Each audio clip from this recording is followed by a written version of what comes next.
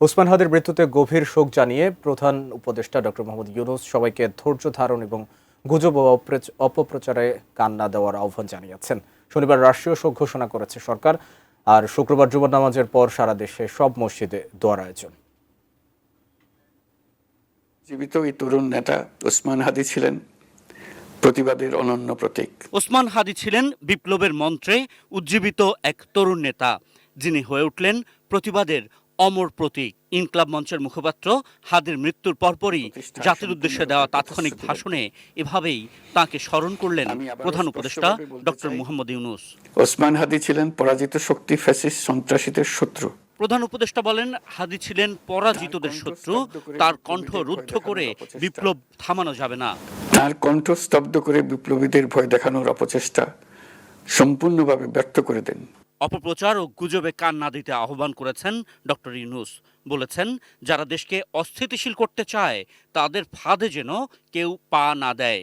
ধৈর্য ধারণ করি, অপপ্রচার ও গুজবে কান না দিই এবং যে কোনো হঠকারী সিদ্ধান্ত থেকে বিরত থাকে। যারা দেশকে অস্থিতিশীল করতে চান তাদের ফাঁদে পা না দিয়ে অবিচল পদক্ষেপে এগিয়ে যাই। প্রধান উপদেষ্টা বলেন, ওসমান হাদির মৃত্যু জাতির অপূরণীয় ক্ষতি। শনিবার রাষ্ট্রীয় শোক পালনের কথা জানিয়ে খুনিদের বিচারের ওয়াদা করেন তিনি। বাছাইকৃত লাল সরিষার দানা থেকে অত্যাধুনিক কোল্ড প্রেস মেশিনে তৈরি হয় প্রাণ সরিষার তেল, আসল ঝাঁঝে আসল স্বাদে। শহীদ শরীফ ওসমান হাদির অকাল মৃত্যুতে আগামী শনিবার একদিনের রাষ্ট্রীয় শোক ঘোষণা করছি।